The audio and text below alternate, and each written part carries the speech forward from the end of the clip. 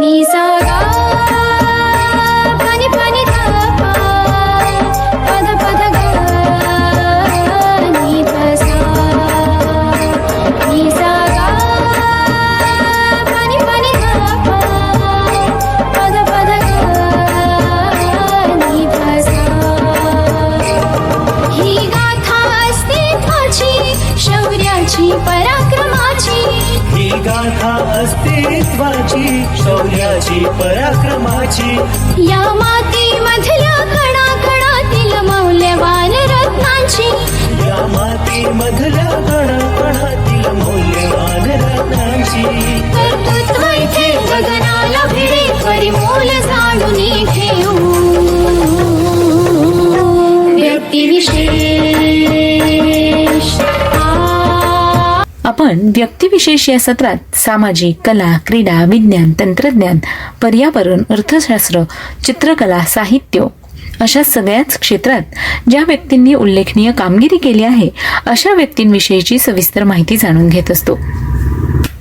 आजच्या या सत्रात आपण महाराष्ट्रातील थोर क्रांतिकारक, याचबरोबर भारतीय स्वातंत्र्य लढ्यातील सैनिक आणि स्वातंत्र्योत्तर काळातील मराठी राजकारणी क्रांतिसिंह नाना पाटील यांच्याविषयीची माहिती ऐकणार आहोत. क्रांतिसिंह नाना पाटील हे महाराष्ट्रातील एक महत्त्वाचे क्रांतिकारक मानले जातात. त्यांचे कार्यक्षेत्र हे प्रामुख्याने सांगली, सातारा या परिसरामध्ये होते. नाना पाटील यांच्यावरती प्रारंभीच्या काळात सत्यशोधक विचारांचा प्रभाव होता. पुढील काळात ब्रिटिशांच्या अन्यायकारक राजवटीस आव्हान देण्यासाठी त्यांनी क्रांतिकारक मार्गाचा पुरस्कार केला. साताऱ्यातील प्रतिसरकारच्या स्थापनेत त्यांचा महत्त्वाचा वाटा होता आणि त्यामुळे त्यांच्या कार्याची दखल घेणे महत्त्वाचे ठरते. क्रांतिसिंह नाना पाटील यांनी साताऱ्यामध्ये प्रतिसरकारची स्थापना करून महाराष्ट्रातील क्रांतिकारी चळवळीला मोठे योगदान दिले आहे. भूमिगत चळवळीच्या माध्यमातून त्यांनी प्रतिसरकारची स्थापना केली. प्रतिसरकारची स्थापना झाल्यावर ग्रामीण भागात ब्रिटिशांचे अस्तित्व नाममात्र राहिले. नाना पाटील यांनी युवकांची संघटना स्थापन करून इंग्रजांपुढे जबरदस्त आव्हान निर्माण केले. प्रतिसरकारचे नेते या नात्याने त्यांनी केलेल्या कार्यामुळेच त्यांना क्रांतिसिंह म्हणून ओळखले जाऊ लागले. महाराष्ट्रातील क्रांतिकारी चळवळीच्या भूमिगत कार्यकर्त्यांमध्ये नाना पाटलांचे योगदान महत्त्वपूर्ण ठरले. या काळामध्ये महाराष्ट्रातील सातारा, सांगली या परिसरात नाना पाटलांची ब्रिटिशांवर एक मोठी दहशत निर्माण झाली होती. प्रतिसरकार अथवा पत्री सरकार म्हणून या काळात ते ओळखले गेले. मंत्रप्राप्तीनंतर नाना पाटील यांनी सातारा, सांगली या परिसरांमध्ये आपले सामाजिक कार्य पुढे चालू ठेवले आणि त्यानंतर त्यांना मोठी लोकप्रियता देखील मिळाली. महाराष्ट्रात प्रामुख्याने सातारा, सांगली या भागात स्वातंत्र्य चळवळीचे नेतृत्व करणारे तसेच पत्री सरकार किंवा प्रतिसरकार हा समांतर शासनाचा एकमेव द्वितीय प्रयोग राबवणारे लढवय्ये राजकीय कार्यकर्ते म्हणजेच क्रांतिसिंह नाना पाटील. नाना पाटील यांचा जन्म सांगली जिल्ह्यातील वाळवा तालुक्यातील येडे मच्छिंद्र या गावी 3 ऑगस्ट 1900 साली झाला. लहानपणापासूनच नानांना दणकट शरीराचे वरदान लाभले होते. म्हणूनच पुढील काळात देखील त्यांच्या भारदस्त व्यक्तिमत्वामुळेच लोक त्यांच्याकडे आकर्षित होऊ लागले. शिक्षण पूर्ण झाल्यानंतर नानांनी काही काळ तलाठी म्हणून नोकरी केली.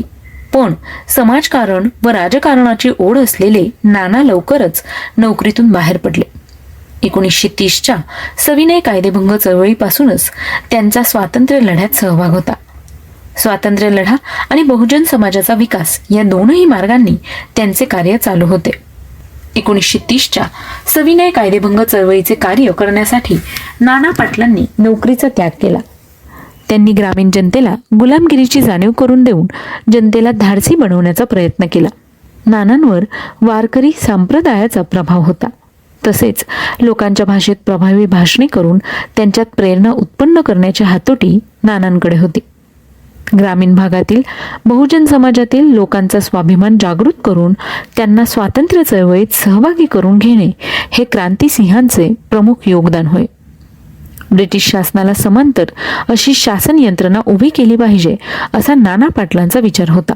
आपुला आपण करू कारभार हे सूत्र त्यांनी 1942च्या चले जाओ चळवळीत प्रत्यक्ष अंमलात आणले.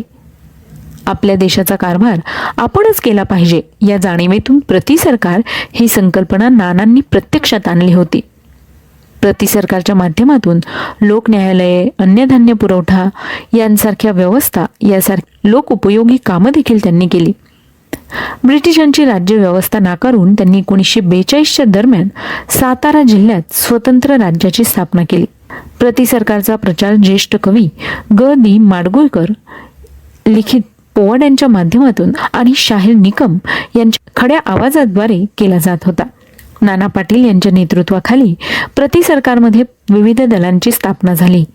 त्यातल्या एका दलाचे तुफान दलाचे फील्ड मार्शल G.D. लाड हे होते. या दलाची कुंडल येथे युद्धशाळा होती. या युद्धशाळेतून प्रशिक्षित अशा 5,000 जवानांच्या 200 शाखा स्वातंत्र्यपूर्व काळात गावोगाव काम करीत. तलवारी, जांबिया या परंपरागत हत्यारांबरोबरच पिस्तूल, बॉम्बगोळे फेकण्याचं प्रशिक्षण या जवानांना होते.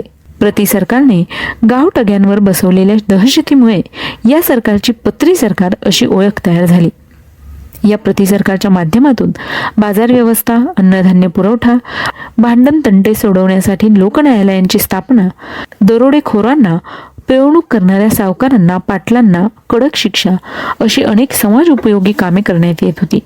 या सरकारांतर्गत नाना पाटील यांनी तुफान सेना या नावाने सैन्य दलाची स्थापना केली होती.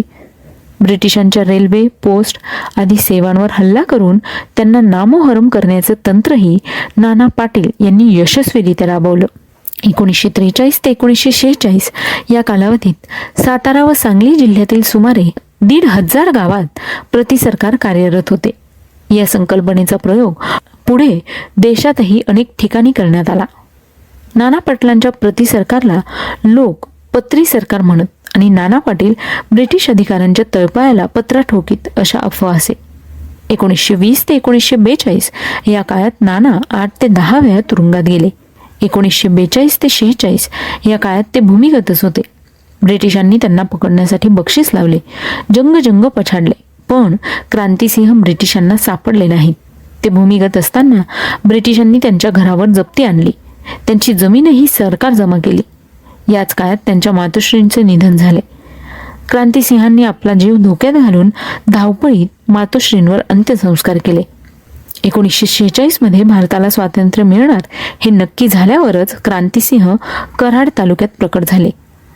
त्यांच्यावर महात्मा फुले आणि त्यांच्या सत्यशोधक विचारांचा तसेच राजर्षी शाहू महाराजांच्या कार्याचा प्रभाव होता.